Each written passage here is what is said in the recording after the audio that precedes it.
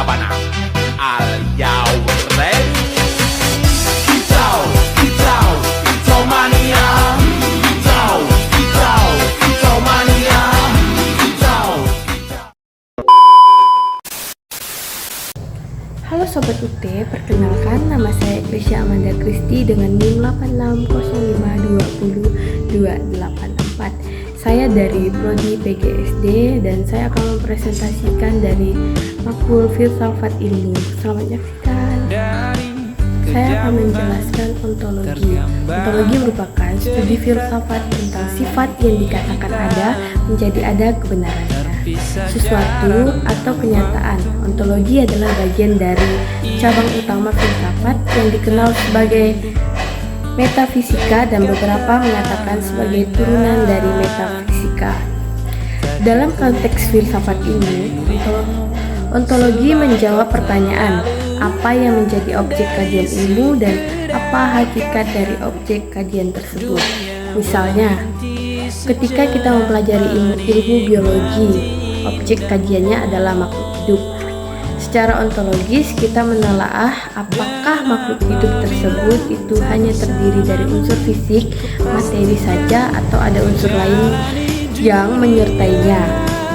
Ontologi memberikan batasan dan gambaran tentang apa yang diteliti sehingga ilmuwan memiliki arah yang jelas mengenai apa yang dikaji dan dipahami hakikatnya.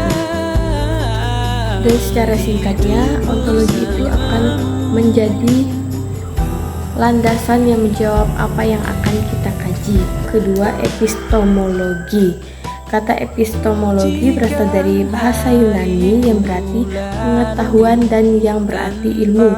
Jadi, epistemologi adalah ilmu khusus yang mempelajari tentang pengetahuan atau ilmu itu sendiri. Jika ontologi menjawab apa yang dikaji, maka epistemologi menjawab pertanyaan bagaimana ilmu itu diperoleh dan metode apa yang digunakan. Epistemologis membahas proses mendapat pengetahuan melalui dari cara berpikir, teknik pengumpulan data, hingga langkah pembuktian.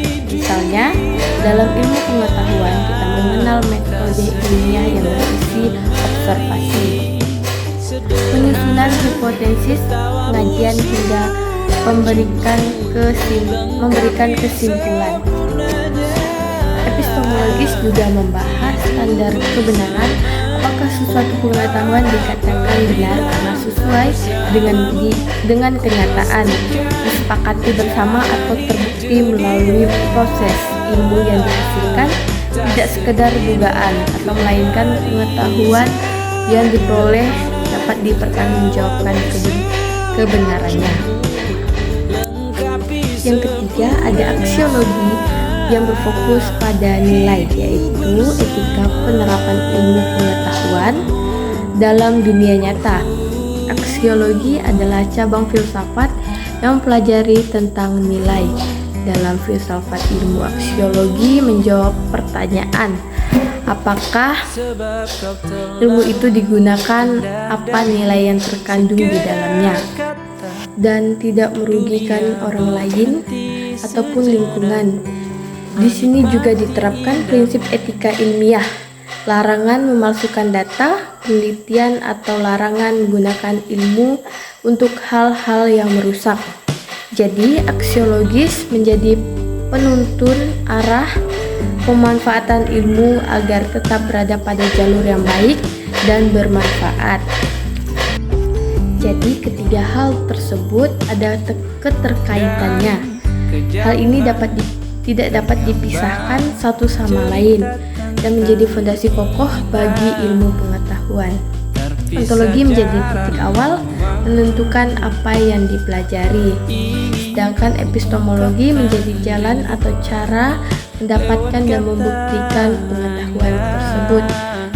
Yang ketiga itu aksiologi menjadi tujuan dan aturan agar ilmu tersebut memberikan manfaat yang positif. Dari ketiga hal tersebut, ontologi menjadi titik awal menentukan apa yang dipelajari, sedangkan epistemologi menjadi jalan atau cara untuk mendapatkan dan membuktikan pengetahuan tersebut. Sedangkan aksiologi menjadi tujuan dan aturan agar ilmu tersebut memberikan manfaat yang positif.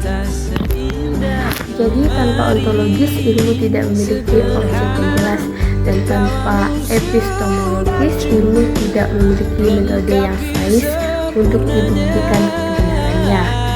Dan tanpa aksiologis ilmu bisa menjadi alat yang berbahaya meskipun cara memperolehnya sudah benar.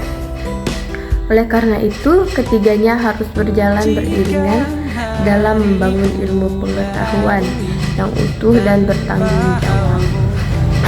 Demikian penjelasan mengenai peran ontologis, epistemologis, dan antologis dalam penerapan filsafat ilmu. Bye bye.